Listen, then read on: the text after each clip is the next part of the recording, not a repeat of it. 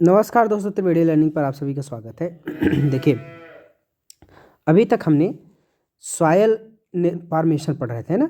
तो soil formation में अभी हमने आपको क्या पढ़ा दिया? देखिए, अभी हमने सॉयल फॉर्मेशन में आपको पढ़ा दिया है, यहाँ देखिए, सॉयल फॉर्मेशन। ठीक, इसको पढ़ा दिया। इसके अलावा हमने बात कर ली है ये प्रोसेस ऑफ सॉयल फॉर्मेशन, है ना, मृदा निर्माण की प्रक्रिया के बारे में पढ़ लिया है। ठीक, अब यहाँ से हम पढ़ने जा रहे हैं क्या कि भैया मृदा निर्माण के कारक, है ना, ये यहाँ से तो यहाँ से हम शुरू करने जा रहे हैं क्या कि सॉयल फार्मिंग फैक्टर, यानी फैक्टर के बारे में देखेंगे। ऐसे कौन कौन से कारक हैं जिससे मृदा का निर्माण होता है ना, ये चीज़ ध्यान रखिएगा। यानी मृदा निर्माण के क्या क्या कारक हैं। तो भैया मृदा निर्माण के 5 मूल कारकों द्वारा ये सब चीज़ें कंट्रोल होती हैं, ये चीज़ ध्यान में रखिएगा। क्या कि मृदा निर्माण 5 मूल कारक, यानी मृदा निर्माण के 5 मूल कारक हैं। पहला देखिए, एक तो मूल पदार्थ है, यानी सेल है, जिससे कि वो मिट्टी बनेगी। ठीक, एक मान लीजिए ऐसे रॉक होती है ना, मेन रॉक, इसी मिट्टी से ही, इसी रॉक से ही मिट्टी का निर्माण होगा। तो एक तो फैक्टर हो गया, एक फैक्टर हो गया आपका ये मूल पदार्थ यानी सेल। दूसरी बात स्थलाकृति, मतलब वहाँ का टोपोग्राफी कैसी है, स्थलाकृति कैसी है, मतलब पर्वत है कि पठार है कि मैदान है कि दलदली क्षेत्र है, किस प्रकार की वहाँ की स्थलाकृति, ये भी डिपेंड करता है कि मिट्टी का निर्माण होगा वो उसका कैसे होगी। दूसरी बात, वहाँ की जलवायु कैसी है, मानसूनी है या बहुत ज़्यादा वर्षा वाली है, किस प्रकार की वहाँ की जलवायु है वो। अगला है भैया जैविक क्रियाएं। ठीक, जैविक क्रियाएं मतलब वहाँ पर किस प्रकार से पेड़ पौधे हैं, जीव जंतु किस प्रकार के रह रहे हैं, तो वो भी एक कारक है। और अंतिम होता है टाइम, यानी समय भी होता है। समय के साथ मूल चट्टान में या स्थलाकृति, जलवायु, इन सबको सम्मिलित रूप से क्या होता है, मृदा निर्माण होता है, याद रखिएगा। ठीक, वस्तुतः मृदा निर्माण कारक संयुक्त रूप से कार्यरत रहते हैं, याद रखना। मतलब क्या कि ये पांचों फैक्टर ना मिल करके काम करते हैं, तब मिट्टी का निर्माण होता है।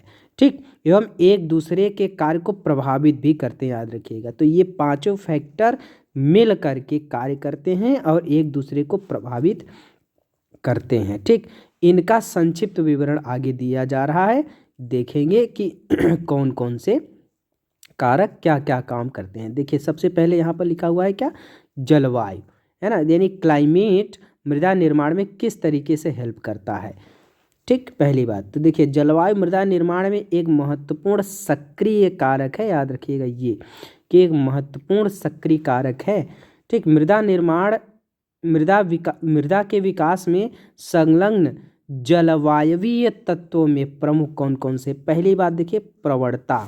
ठीक, प्रवणता यानी जो एक तो जैसे जैसे ढाल होता है ना, ये एक तो ढाल हो गया, वर्षा, वाष्पीकरण की बारंबारता, है ना, वह अवधि तथा आर्द्रता, ये सब क्या है कि जलवायु, ऐसे जलवायु के तत्व हैं जो कि मृदा निर्माण में हेल्प करते हैं। तो पहला हो गया क्या आपका, प्रवणता।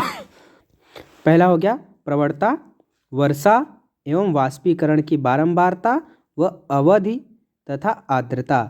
दूसरा हो गया तापमान में मौसमी और दैनिक भिन्नता, यानी टेम्परेचर में अंतर है, एक वो तत्व होता है। दूसरा ये प्रवणता, मतलब ढाल की बात कर रहे हैं, वर्षा की बात कर रहे हैं, वाष्पीकरण की बात कह रहे हैं, बार बार अगर वर्षा वाष्पीकरण हो रहा है। ठीक, समय और आर्द्रता, ये सब है जलवायु के मेन तत्व। ठीक, और जलवायु क्या है भैया, एक सक्रिय तत्व है मृदा निर्माण में।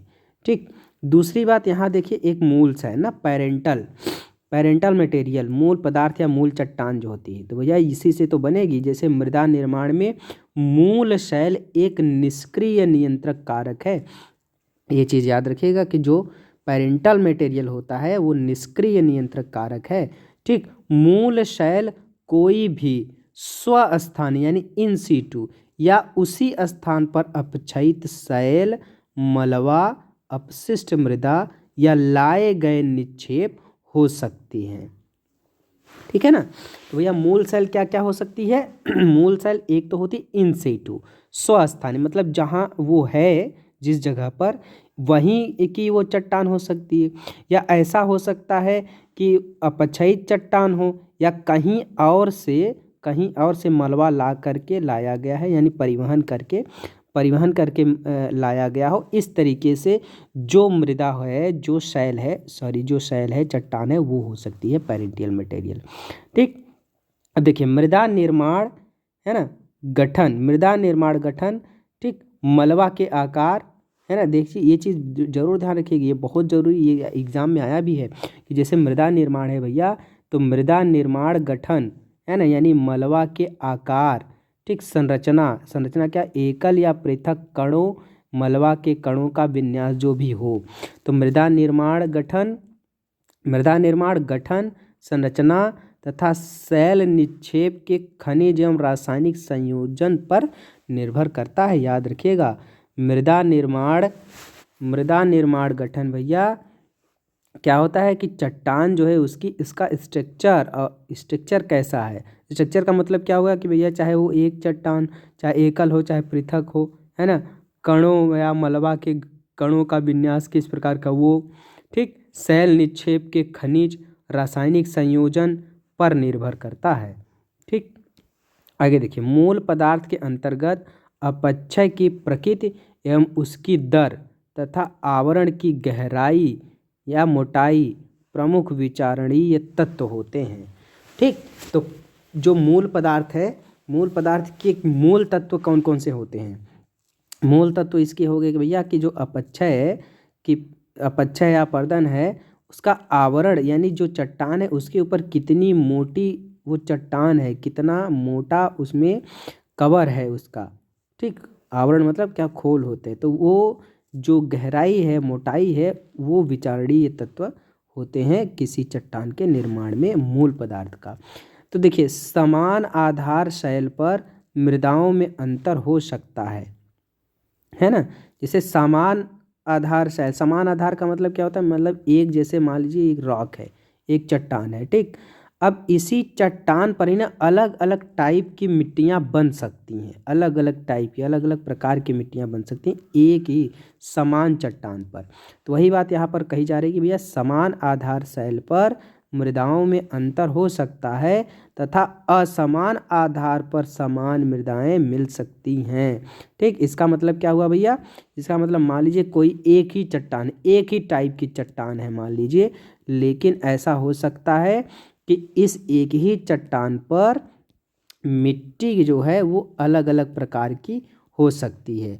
या ऐसा भी हो सकता है भैया क्या, कि मान लीजिए कि अलग अलग चट्टान है, ऐसे अलग अलग चट्टान है, ठीक, लेकिन इन पर जो मिट्टी है ना उनका प्रकार एक ही हो सकता है। ठीक, ऐसा हो सकता है, यही बात यहाँ पर बताई जा रही है। लेकिन याद रखिए, परंतु जब मृदाएं बहुत न्यूनतम यानी यंग हों, ठीक, तथा पर्याप्त परिपक्व नहीं होती तो मृदाओं एवं मूल शैलों के प्रकार में घनिष्ठ संबंध होता है। ठीक, यंग है तो उसमें बहुत ज़्यादा घनिष्ठ संबंध होता है। कुछ चूना क्षेत्रों जैसे लाइमस्टोन एरिया हैं में भी जहाँ अपक्षय प्रक्रियाएं विशिष्ट एवं विचित्र होती हैं, मिट्टियाँ मूल शैल से स्पष्ट संबंध दर्शाती हैं। ठीक।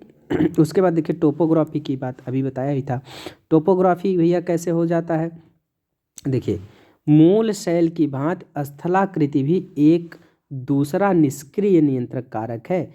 तो शैल देखिए, जलवायु जो होता है सक्रिय कारक है, याद रखिएगा, जलवायु जो होता है सक्रिय कारक होता है, बाकी पेरेंटल मटेरियल और टोपोग्राफी ये क्या है, निष्क्रिय नियंत्रक कारक हैं। ठीक। स्थलाकृतिक मूल पदार्थ के स्थलाकृति मूल पदार्थ के आच्छादन अथवा आवृत होने को सूर्य की किरणों के संबंध में प्रभावित करती हैं। ठीक, जो मूल पदार्थ है, मूल पदार्थ की बात कह रहे हैं, तथा स्थलाकृति धरातलीय एवं उपसतही अप्रवाह की प्रक्रिया को मूल पदार्थ के संबंध में भी प्रभावित करती है। ठीक। तो अभी हमने बता ही दिया था, जैसे पर्वत है, पठार है ना, अलग अलग स्थलाकृति हैं। तो वही बात यहाँ पर की जा रही भैया कि जो स्थलाकृति है ना, स्थलाकृति जो मूल पदार्थ होता है ना, मूल पदार्थ मतलब अभी मैंने बताया ना पेरेंटल जो मटेरियल है, मूल पदार्थ के आच्छादन, आच्छादन मतलब उसका उसमें अपर्दन, अपक्षय, निक्षेपण, उसकी बात की जा रही कि जो मूल पदार्थ है जो स्थलाकृति है, मान लीजिए ऐसे पर्वत है, ठीक। तो अब इस पर्वत में मूल एक मटेरियल होगा ही भाई, उसी मूल मटेरियल से तो मिट्टी बनेगी, ठीक, मतलब पेरेंटल मटेरियल होगा। तो स्थलाकृति जो होगी भैया मूल पदार्थ के अनाच्छादन, सॉरी आच्छादन, आच्छादन मतलब इसमें क्या होगा, इसका अपर्दन हो जाएगा, अपक्षय हो जाएगा, ठीक। अनावृत मतलब ये जो टोपोग्राफी है ये धीरे धीरे करके खुल जाएगी, या जो पेरेंटल मटेरियल है स्थलाकृति धीरे धीरे खुल जाएगी, ठीक। अनावृत होने को सूर्य की किरणों के संबंध में प्रभावित करती है, ठीक। देखिए, तथा स्थलाकृति धरातली एवं उपसतही अप्रवाह की प्रक्रिया को मूल पदार्थ के संबंध में भी प्रभावित करती है। तीव्र ढालों पर, जैसे बहुत ज़्यादा ढाल है तो तीव्र ढालों पर मृदा छिछली होगी ना, छिछली यानी बहुत पतली होगी, तथा सपाट उच्च क्षेत्रों में कैसी होगी, गहरी होगी, ठीक होगी। जैसे बहुत ज़्यादा ढाल है तो वहाँ पर मिट्टी भी पतली जमेगी, लेकिन अगर समतल एरिया तो वहाँ मिट्टी की मोटाई भी ज़्यादा होगी, ठीक। निम्न ढालों जहाँ अपर्दन मंद तथा जल का परिस्रव यानी पेरकोलेशन अच्छा रहता है, मृदा निर्माण बहुत अनुकूल होता है, ठीक। ये चीज़ याद रखिएगा, जहाँ पर अपर्दन मंद होगा वहाँ पर मिट्टी निर्माण भी अच्छी होगी, ठीक। सपाट या समतल क्षेत्रों में जैसे चीका मिट्टी है ना, ये देखिए चीका मिट्टी के मोटे स्तर का विकास हो सकता है, तथा जैव पदार्थ के अच्छे एकत्रीकरण के साथ मिट्टी या मृदा का रंग भी गहरा काला हो सकता है, ठीक। ये चीज़ ध्यान रखिएगा। आगे देखिए भैया जैविक क्या है, बायोलॉजिकल एक्टिविटीज़ कैसे मिट्टी का निर्माण में हेल्प करेगा, ये कौन सा फैक्टर है। देखिए, वनस्पति आवरण एवं जीव को मूल पदार्थ जो पेरेंटल मटेरियल है ठीक पर प्रारंभ तथा बाद में भी विद्यमान रहते हैं, शुरू में भी और बाद में भी। मृदा में जैव पदार्थ, नमी धारण की क्षमता, नाइट्रोजन इत्यादि जोड़ने में सहायक होते हैं ये सब चीज़ें, ठीक। मृत पौधे मृदा को सूक्ष्म विभाजित जैव पदार्थ ह्यूमस प्रदान करते हैं, ये चीज़ याद रखिए। मिट्टी में पौधे जो होते हैं, मृत पौधे ये मिल जाते हैं तो उससे मिट्टी में क्या हो जाता है, ह्यूमस बन जाता है, ह्यूमस प्रदान करते हैं। कुछ जैविक अम्ल ना जो ह्यूमस बनाने की अवधि में निर्मित होते हैं, मृदा के मूल पदार्थ के खनिजों के विनियोजन में सहायता करते हैं, ठीक। बैक्टीरियल कार्य की गहनता ठंडी एवं गर्म जलवायु की मिट्टियों में अंतर को दर्शाती है, ठीक। ठंडी जलवायु में ह्यूमस, जो ठंडी जलवायु होती है उसमें ह्यूमस एकत्रित हो जाता है क्योंकि वहाँ बैक्टीरियल वृद्धि धीमी होती है। जहाँ बैक्टीरियल वृद्धि धीमी होती है वहाँ पर ह्यूमस भी ज़्यादा होते हैं, ये चीज़ याद रखिएगा। ऐसा ठंडी जलवायु में होता है। जैसे देखिए उप आर्कटिक और टुंड्रा जलवायु में निम्न बैक्टीरियल क्रियाओं के कारण निम्न बैक्टीरियल क्रियाओं के कारण क्या हो रहा है भैया, अवियोजित जैविक पदार्थों के साथ पीट के संस्तर विकसित हो जाते हैं, ठीक। आर्द्र, उष्ण एवं भूमध्य रेखीय जलवायु में बैक्टीरियल वृद्धि एवं क्रियाएं सघन होती हैं तथा मृत वनस्पति शीघ्रता से ऑक्सीकृत हो जाती है, ठीक, जिससे मृदा में ह्यूमस की मात्रा बहुत कम रह जाती। तो याद रखिएगा, सिंपल बात क्या है भैया कि भूमध्य रेखा या आर्द्र या उष्णकटिबंधीय जो एरिया होता है वहाँ की मिट्टी में ह्यूमस की मात्रा कम रहेगी। एकदम ध्यान से रखिएगा, आर्द्र, उष्ण एवं भूमध्य रेखीय जलवायु अगर है तो वहाँ पर ह्यूमस की मात्रा कम होगी, लेकिन अगर वो आर्कटिक क्षेत्र है या उप आर्कटिक और टुंड्रा एरिया है तो वहाँ पर जैविक पदार्थों की मात्रा अधिक होगी। ये चीज़ ध्यान में रखिएगा, ठीक। ऐसा क्यों हो रहा है ये चीज़ हमने अभी यहाँ पर दिखा दिया आपको, ठीक। अब देखिए आगे कि भैया बैक्टीरिया एवं मृदा के जीव हवा से गैसीय नाइट्रोजन प्राप्त कर कौन कौन, देखिए फिर से बता रहा हूँ, बहुत इंपॉर्टेंट बात है। बैक्टीरिया एवं मृदा के जीव हवा से, कहाँ से, हवा से गैसीय नाइट्रोजन प्राप्त कर उसे रासायनिक रूप में परिवर्तित कर देते हैं, जिसका पौधों द्वारा उपयोग किया जाता है। इस प्रक्रिया को कहते हैं नाइट्रोजन निर्धारण या नाइट्रोजन फिक्सेशन। तो नाइट्रोजन फिक्सेशन कौन करता है? याद रखें, नाइट्रोजन फिक्सेशन बैक्टीरिया करता है। ठीक, बैक्टीरिया करेगा या मिट्टी में जो जीव है वो करता है क्या? हवा में जो नाइट्रोजन है उसको ले लेगा। ठीक, हवा से नाइट्रोजन ले लेगा और रासायनिक रूप से उसे चेंज करके कर देता है। इसी को बोला जाता है नाइट्रोजन फिक्सेशन। ठीक, तो कौन कौन करता है? देखिए, राइजोबियम एक प्रकार का बैक्टीरिया है ना, लेग्यूमिनस सोरम यानी जंतुआ लेग्यूमिनस सोरम पौधे के जड़ के ग्रंथियों में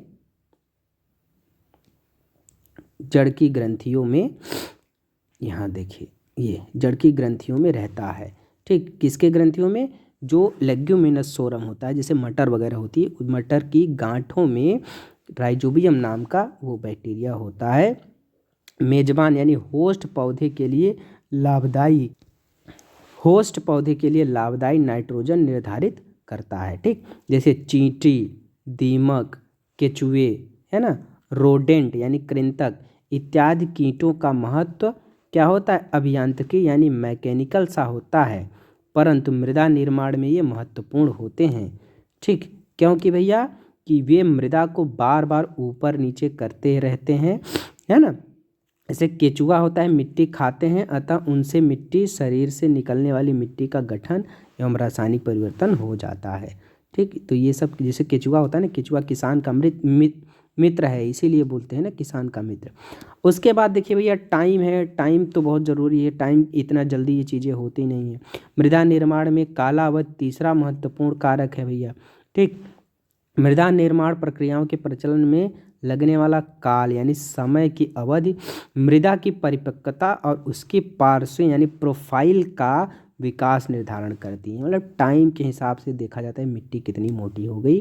तो एक मृदा तभी परिपक्व होती है भैया जब मृदा निर्माण की सभी क्रियाएं लंबे काल तक, ठीक, प्रोफाइल यानी पार्श्विका विकास करते हुए कार्यरत रहती है। ठीक, थोड़े समय पहले यानी रिसेंटली निक्षेपित जो जलोढ़ मिट्टी या हिमानी टिल से विकसित मृदाएं तरुण या यंग मानी जाती हैं, है ना, लेकिन लंबे समय वाली जो होती हैं वो मिट्टी प्रोफाइल ठीक मानी जाती है तथा उनमें ठीक संस्तन यानी हॉरिजोन का अभाव होता है, किसमें? जो यंग होती हैं।